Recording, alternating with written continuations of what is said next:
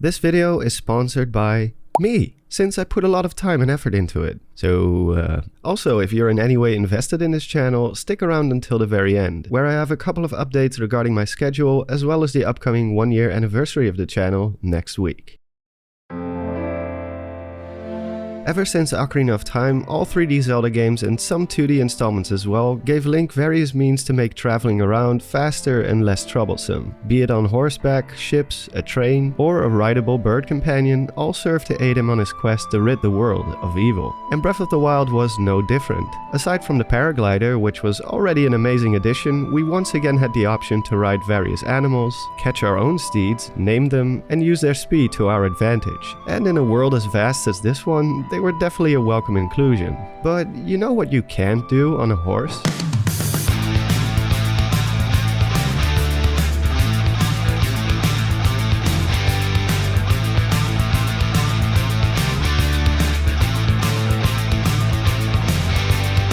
Oh yeah! After purchasing the second DLC pack, The Champion's Ballad, and overcoming its challenges, Link is rewarded with no less than a goddamn motorcycle. Or as I like to call it, the Horse Redundancy Cycle Zero, which totally eradicates the need for a horse altogether. I mean, why should you? Can't do this on a horse. Or this. Or this. Those bastards won't even budge when faced with more than a 30-degree incline. The Master Cycle Zero says nay to that, and lucky for Link it runs on basically anything. Rocks, fruits and plants, chicken legs, goat butter, frickin' fairies. But I gotta hit the brakes real quick.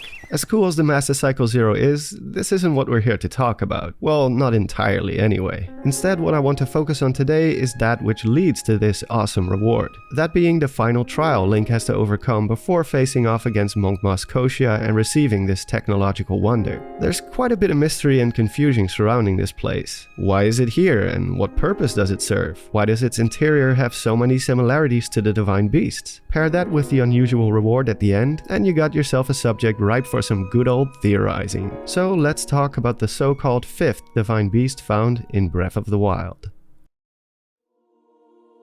Hidden away in a cave located on a ridge atop the Great Plateau, we find the Shrine of Resurrection, the very first place we see after booting up the game. It is here that Link opens his eyes after having been in stasis for 100 years, and is set on his quest to face Calamity Ganon, the scourge of Hyrule Castle who torched the kingdom 100 years ago, and is now on the verge of breaking free once again, with Princess Zelda desperately trying to restrain him. After starting the adventure, there is very little reason to return to the Shrine of Resurrection, other than collecting one of the 900 Korok seeds hidden across Hyrule. That is, until we boot up DLC Pack 2, The Champion's Ballad. Little did we know, the entire room Link was recovering in doubles as a giant elevator, leading us deep down into another ancient Sheikah construction. A massive underground trowel consisting of cogs, wheels, and many more moving parts which can be manipulated using the Sheikah Slate. The similarities this place has to the inside of the 4 Divine Beasts has led some to call it the 5th Divine Beast. An understandable conclusion, as it has almost the exact same rules and mechanics. Obtaining the map first, manipulating its mechanics, solve a few puzzles until you are finally ready to face the boss and call it a day. It even has the same lazy enemy placement in the form of a few guardian robots, and that's it.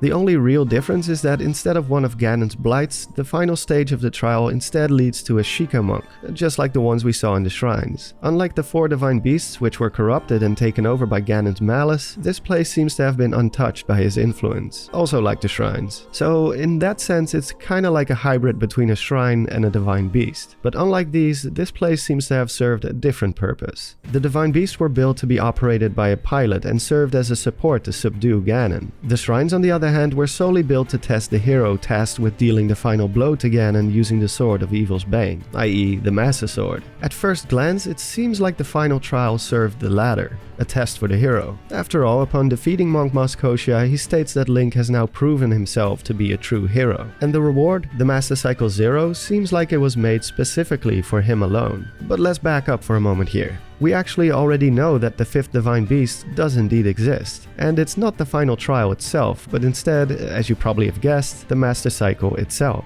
Mos Koshia does indeed point this out right as you start the DLC quest inside the Shrine of Resurrection.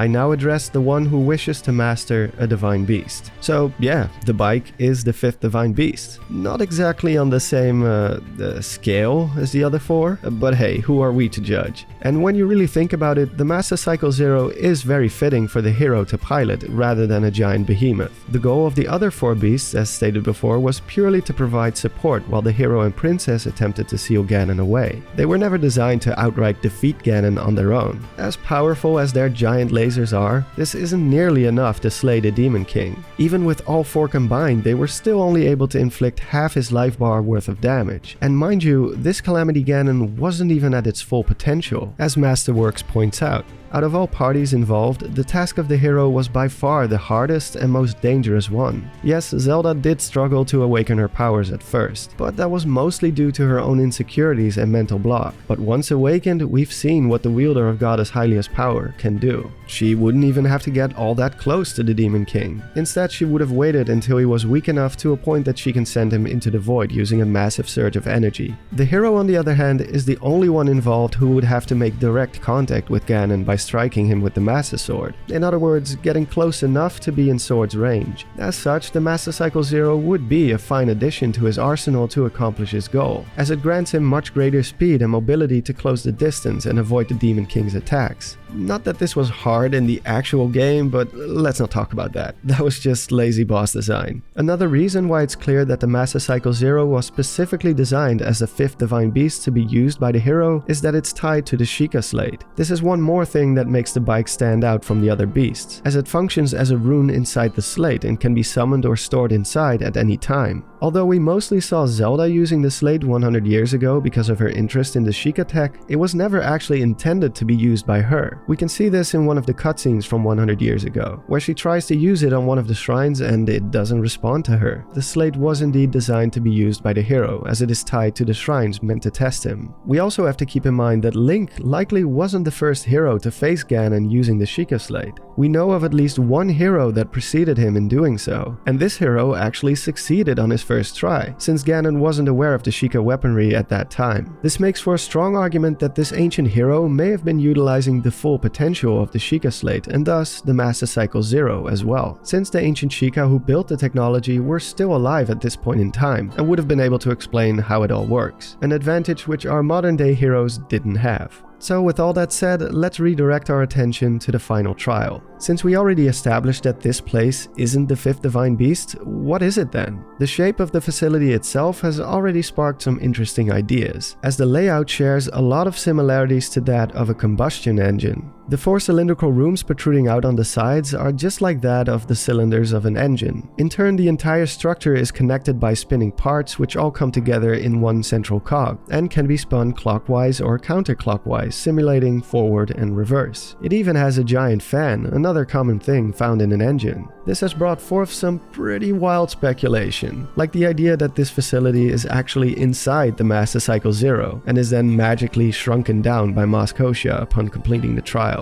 I do not believe this to be the case though. Yes, the trial is connected to the Master Cycle, but its layout is probably just a clever foreshadowing of the reward at the end. Not only that, but it's also based on the assumption that the final trial was designed for the hero and the hero alone. And the more I looked into what this place really is, the more I realized that this is probably not the case at all. Let's start with the first piece of evidence, Masterworks. The final trial is barely mentioned in the book, but what little it does have to say about it is quite interesting. The Shrine of Resurrection. This medical facility contains an apparatus large enough to fit a person and is designed to heal wounds. Underneath is a large trial used to train the champions of the divine beasts. Notice how it says champions, as in plural. The trial is described as a place where they would train, probably in preparation for the confrontation with Ganon, meaning it wasn't built just for the hero, but in fact for all 5 champions. And the closer we look at the final trial, the more obvious this becomes. The facility is split into 5 different sections, not counting the elevator and the room where the monk resides, the 4 cylindrical rooms on the sides, and 1 central chamber. The central room houses a guidance stone meant to be activated by the Sheikah Slate, and the other 4 are each designed around a specific element: fire, water,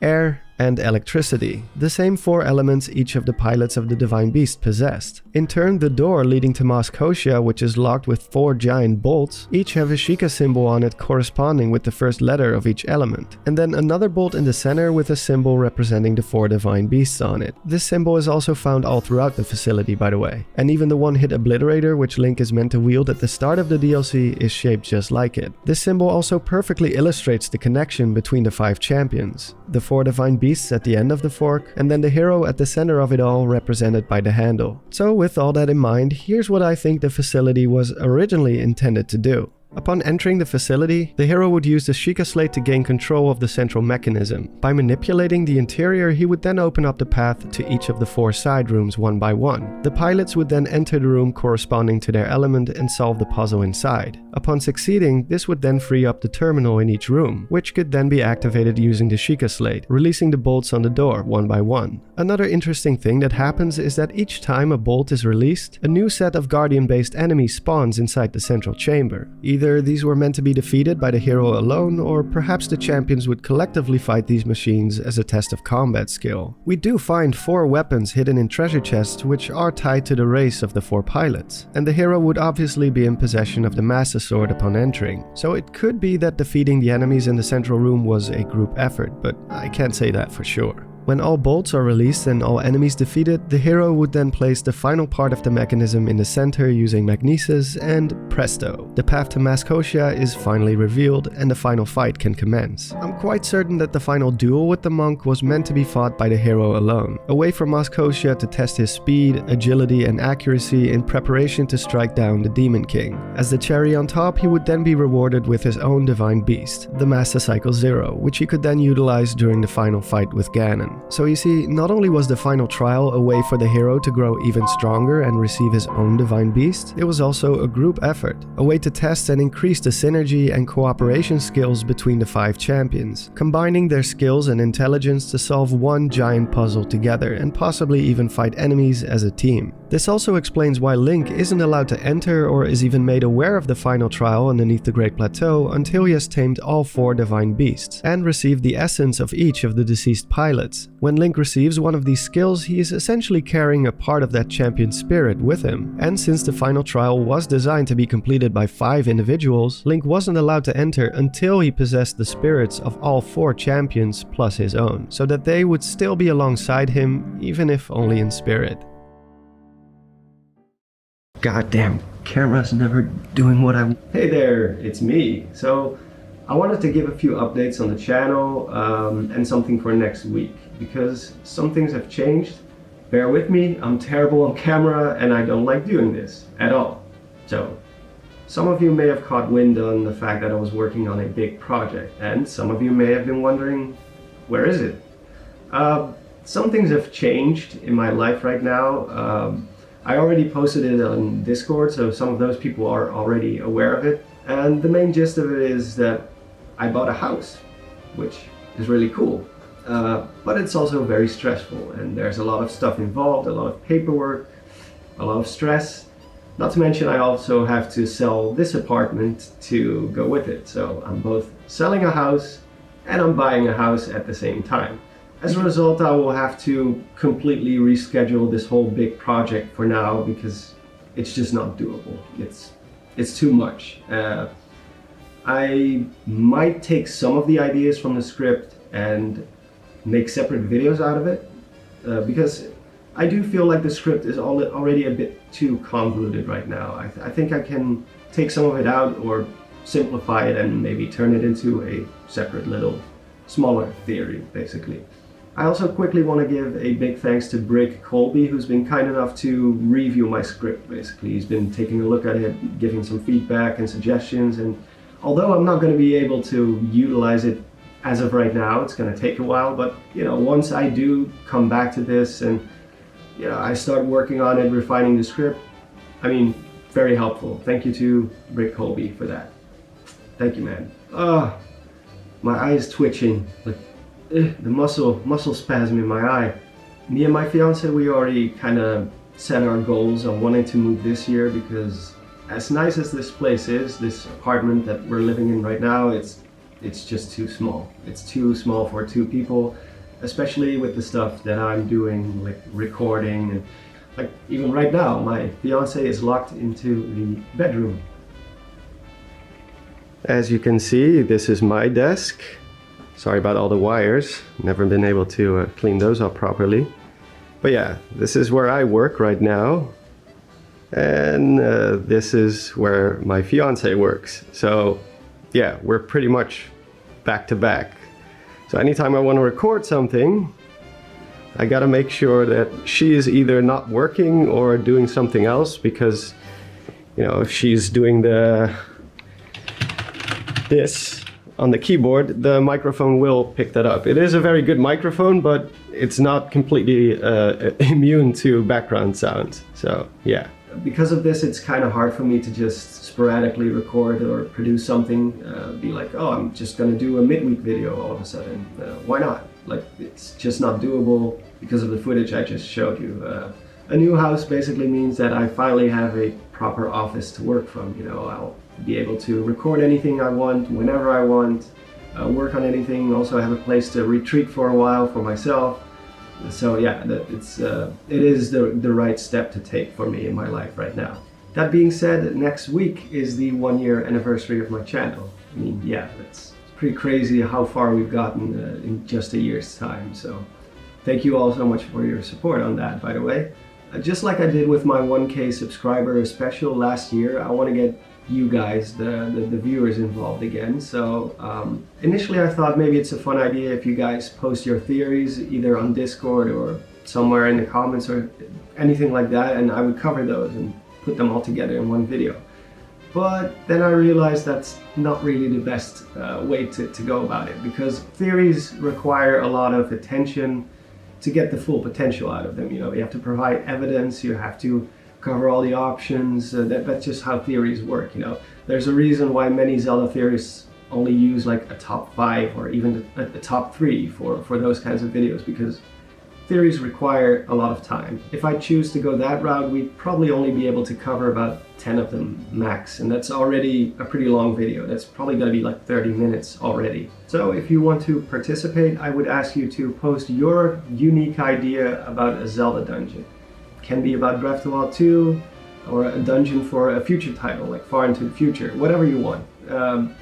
Just something unique, maybe something that hasn't been done before, or with a new twist to it, or something like that.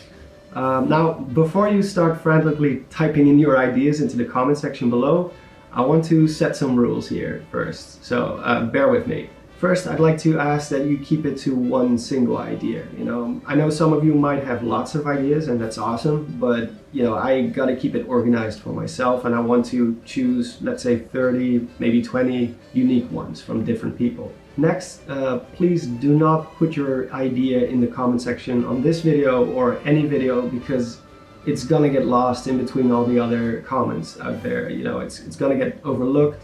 Instead, I want to make a community post so I can just have all the ideas in one place, so I can just easily skim through the list and choose a couple of them. Lastly, if your idea doesn't make it to the list for whatever reason, please do not feel bad about it. I will do more videos like this in the future, like for another milestone. Don't take it personally. I have to make decisions here. I have to choose a couple of ones that, you know, speak to me personally. Doesn't mean your idea is bad or I don't like you. So keep an eye out for that community post, which will probably go up around the same time as this video. So hopefully I'll see you there. And that is pretty much all I wanted to say. Thank you for watching. Thank you to all my Patreons and members. I think we have a new member who joined a couple of days ago. Thank you to Maximilian Smith for joining. You are awesome. And that is pretty much all for now. Thank you for watching, and until next time, bye-bye.